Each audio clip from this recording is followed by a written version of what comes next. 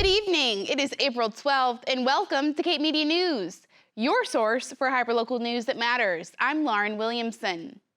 The Harwich Council on Aging is hosting a scam workshop with the help of the Harwich Police Department.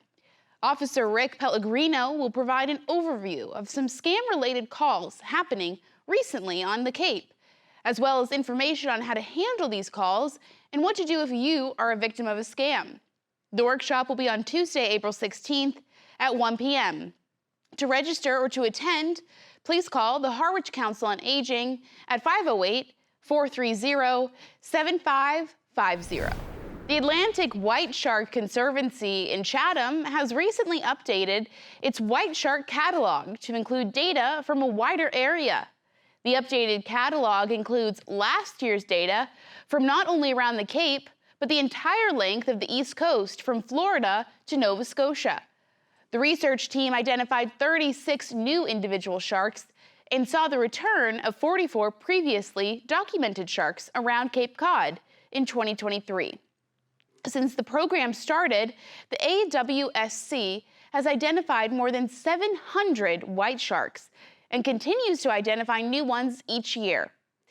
And the AWSC wants your photos. If you encounter a white shark, send all of the videos and photos to info@atlanticwhiteshark.org so they can be reviewed and added to their catalog to help with their ongoing research.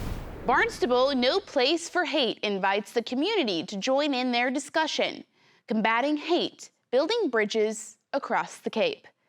No Place for Hate will be joined by organizations such as Amplify POC, Fenway Health, NAACP Cape Cod Synagogue, and Independence House, among many more, to host 2 community meetings addressing intolerance on Cape Cod.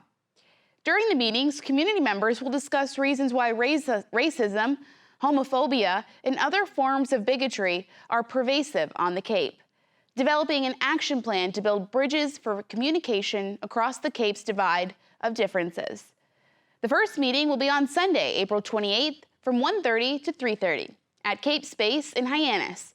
And the second meeting will be May 19th at the Cape Cod and Islands Association of Realtors in West Yarmouth, also from 1:30 to 3:30.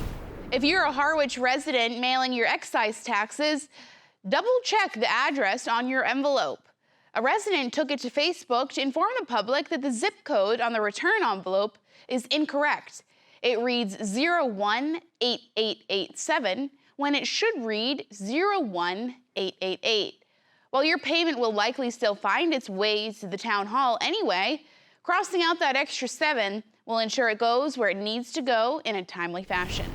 Join Harwich Cultural Center for their Health and Conservation Environment and Wellness Fair on Saturday, April 27th, beginning at 11 a.m. in the Cultural Arts Municipal Building.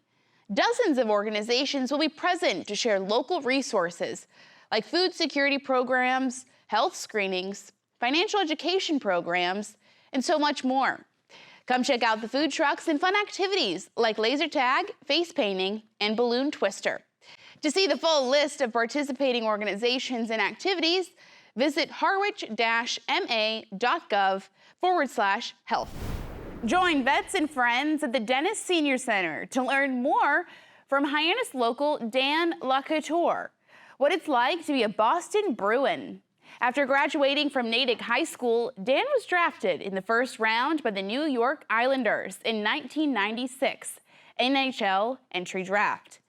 Dan spent 14 years in the NHL from 1997 to 2011, playing for many different teams, including the Boston Bruins.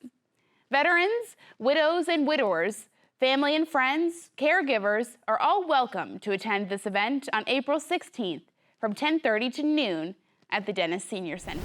Now that the eclipse has passed, you might be wondering what to do with your eclipse glasses. Don't throw them away. You can give them back by donating your glasses to Eclipse Glasses USA, and they will ship them down to South America for children to enjoy their upcoming August eclipse. If you would like to donate, send your glasses to Eclipse Glasses USA, LLC, P.O. Box 50571, Provo, Utah, 84605. Please make sure to mail them by August 1st to ensure they reach the children in time. The Cape and Islands Veterans Outreach Center will be holding a veteran resource fair on Wednesday, April 24th at Cape Cod Community College. The Providence Veterans Benefits Administration outreach team will be there to help file VA service-connected claims, as well as subject matter expert on VA education benefits.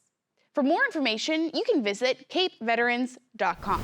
Calling all Cape and Islands area small business owners and entrepreneurs. The Small Business Association is hosting an Access to Capital and Small Business Resource Matchmaker event at Barnstable High School.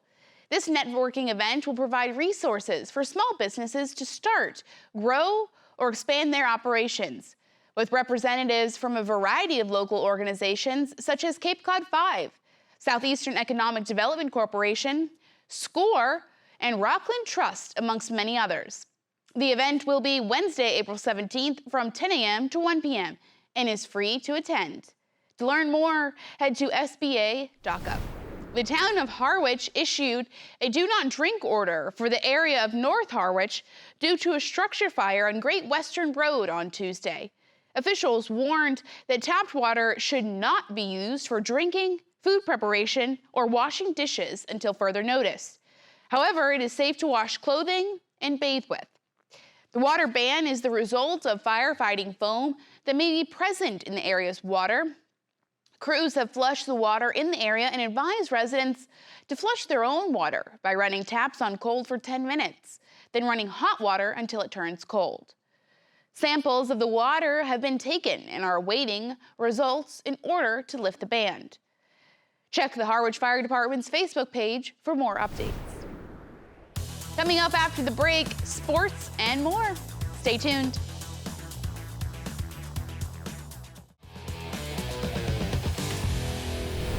Welcome back to Cape Media News. I'm Lauren Williamson. After nearly 20 years as a chief and 47 years in the fire services, Chief Joe Maruca of the West Barnstable Fire Department will be retiring this month. Cape Media News spoke with the chief this week about his time with the department. Here's News Director Mitch Sock with more. On April 28th, a longtime fixture of the West Barnstable Fire Department will say goodbye. Fire Chief Joe Maruca is set to retire at the end of this month, and we visited this week to talk about his nearly 20-year tenure as chief. 20 years is a long time. It's a long time to be chief. I don't know where the data comes from, but the State Chiefs Association says that the average fire chief in Massachusetts lasts about 4 years. So we've kind of used up all 9 lives here in this role. And so that might be the most, kind of the biggest thing, is longevity. Longevity is an apt description of Joe's career. Starting as a volunteer in 1977, a lot has changed about the fire service in the last 47 years. We were mostly focused on firefighting. I mean, that's what we were. We were a fire department, and we're still called a fire department today. But we've merged, or not merged, evolved. We've evolved into becoming a general emergency services department, even though we cling traditionally to the term fire department. In the 70s, our whole focus was on fire trucks and firefighting and so on. And today, our focus is 70% emergency medical services, which we weren't doing. We weren't doing it on the same level or as professionally as we do today.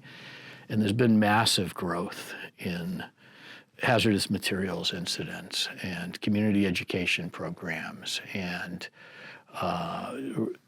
water rescue and specialized rescue. And we were unregulated in the 70s. I mean, nobody told us what to do. Nobody seemed to care what we did in those days. And today we have to meet standards. And today we're heavily regulated by OSHA and the State Department of Public Health and the federal government, and we're interacting with all of these agencies constantly. So we've gotten much more complex as an industry. And as a result, the department has had to grow in to deal with all those complexities. So there's a lot. It's just, everything has changed. Nothing is as it was. As much as we might like to dig in our heels against change, we can't. Trying to boil down nearly half a century of wisdom and experience into bits of advice is a tall order, but Joe still has a few to offer his successor. People are asking me this a lot. My quick hits are one, that nostalgia's the enemy. It's nice to think about the past and have warm, fuzzy feelings about it, but the world is changing whether we want it to change or not. And we need to be changing our departments and what we do constantly. We've reinvented this department 4 or 5 times in the 20 years that I've been chief of department. It might not appear it, we kind of look the same in a lot of ways, but the reality is that we have to reinvent ourselves constantly, and we can't fight change because it's happening out there whether we want it to or not. And if 5 years from now we're doing everything that we're doing today, we're failing, because we have to keep up with the world. I can go home and live my analog life in my house and, kind of closet myself in my personal world and cling to the past a little bit and live in my comfort zone. But here at the fire department, I can't afford to do that, or else we fail as an organization.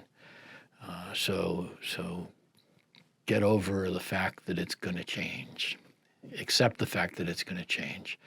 I think I would put it this: accept reality on reality's terms and deal with it. The reality for Joe now is adjusting to life outside the fire services. Being a firefighter is one of those more than just a job professions, and Joe reflected on what that means to him. Whether for good or bad, I'm not really sure whether it's for good or bad. It has become my identity. I am as intertwined with the department and the job as probably anybody can get with their career. It's 24 hours a day, it's 7 days a week. There is no ever leaving it behind. I can leave town, but I'm still responsible for everything that happens. And there's a lot of responsibility that goes with the job. And I've just kind of embraced it over these years. On Sunday, April 28th, I am the fire chief of West Barnstable, Massachusetts, and I know who I am, and I have a strong identity. I will wake up on Monday morning, the 29th of April, and I'm not sure who I'll be, and that's frightening. I laugh, but inside, I'm scared of that to some degree. It's going to be difficult to find out who I am. I have been in the fire service since my 18th birthday, 47 years. Most of those years as a volunteer, but I've still been doing this all that time. And I joke that in my entire adult life, I've never spent a tropical storm, a snowstorm, a blizzard, or any major storm event at home. I've been at the fire station for every one of them for 47 years. So I won't know what to do when we have our first storm next winter and I get to sit by the fireplace. I don't know what that's like in life. So it's there's a lot of unknowns for me. I carry a lot of scars from this job, both physical and mental, but overall, the people that I've worked with here have been fabulous. I'm very proud of everybody that has come through this department and is serving as firefighters or who have retired. It's been great. I've loved it. I've loved being the fire chief. I've loved being in the fire service. I loved volunteering all those years. I think it's a great profession, a great avocation, whichever way you do it. And so I recommend it. For Cape Media News, I'm Mitch Sock. Finally, Ryan Downs is here with a summary of all the action this week in sports. Thanks, Lauren.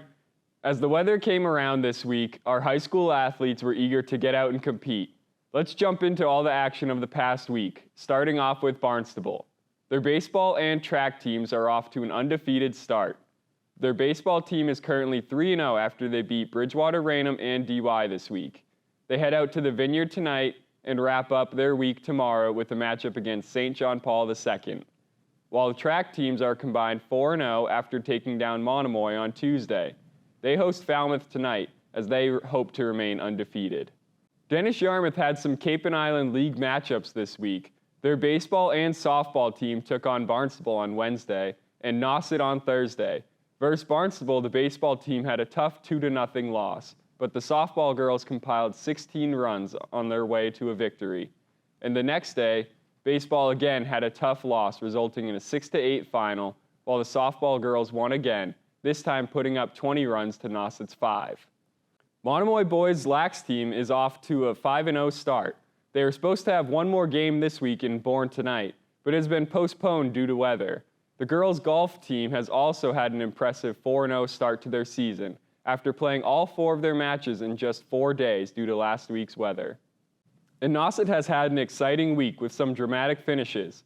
On Tuesday, their softball team had a crazy high-scoring game versus St. John Paul II, where Nauset ended up winning 34-32, which was a higher scoring game than both of the girls' basketball games versus Falmouth this winter, which ended 33-29 and 30-32. That same afternoon, the baseball team snuck away with the victory over Fairhaven due to a walk-off wild pitch. And to top it all off, the boys' Lax team was able to outlast Sandwich with a final score of 8-7. That's it for this week's sports update. Back to you, Lauren. Thank you for joining us this evening. If you have a story that you would like to see covered, send us an email at newstip@capemedia.org. Tune in every week for more hyperlocal news that matters on Channel 26, Apple TV, Roku, and Fire TV. Be sure to follow us on all of our social media, including Facebook, YouTube, and TikTok. For Cape Media News, I'm Lauren Williamson.